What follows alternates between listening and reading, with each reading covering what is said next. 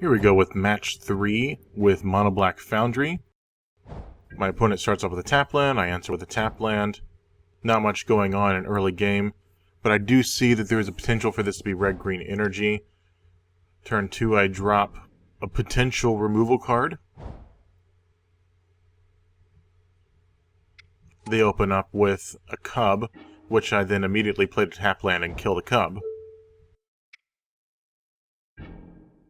Especially since this cub is able to accrue some really good value over time, but does not immediately grant energy. Then we get a Hydra on turn 4.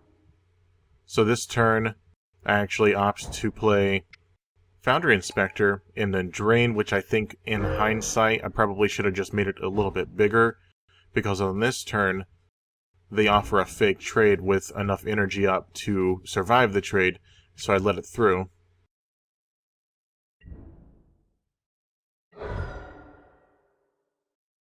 They follow up with a Pummeler, so this next turn, since I'm able to basically empty my hand, I opt not to.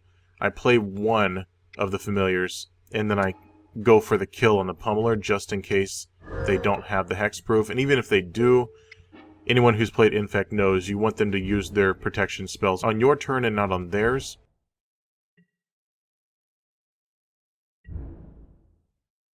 At this point, I'm more than happy to chump block with Filigree Familiar. Even with a little bit of trample damage, I don't take a lot, and they're just getting rid of combo pieces at this point. This was an interesting variation on the energy build using Arlen Cord. They throw on their Wolf, and then with 1 mana open, I have to hope they don't have hexproof because they did not play it earlier, Blossoming Defenses. Noxious Gearhulk takes care of their Hydra, and I offer a trade with the Wolf since I do have Mortuary Mire in hand.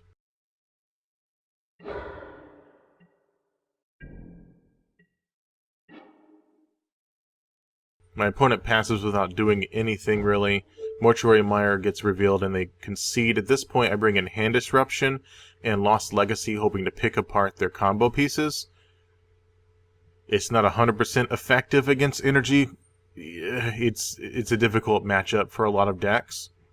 But hopefully being able to pick apart their hand, or maybe come out the gate faster than they do, which I do have the potential to do, will pay off.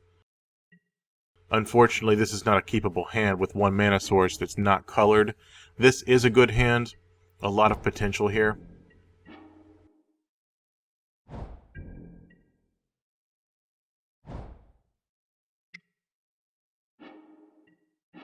So we get a turn 2 Underhanded Designs.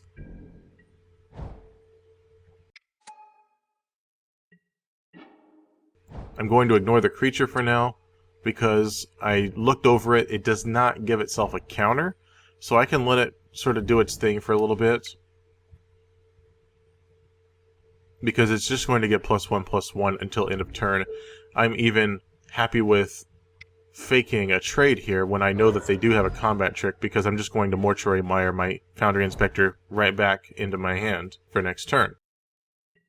So a Chief of the Foundry comes out, no drain possible this turn, but a very explosive next few turns possible. Longtusk Cub is a good sign. That means that they're running short on win conditions. But this is going to be a pretty nasty turn. We'll go Foundry Inspector and then Chief of the Foundry. Not going to drain this turn, but that's fine. I don't really care about draining right now when I can start draining next turn. Pass it back and see whether they play a Hydra or Pummeler, or whether this is about it for them.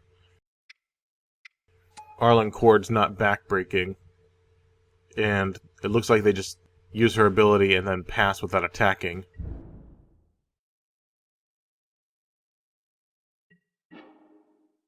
This turn I'm going to play my vehicle and then not drain so that I can just kill their biggest creature. At this point, I can get rid of Arlen Cord with Fleetwheel Cruiser, and then hit my opponent in the face for quite a bit of damage with 2 Chief of the Foundry active.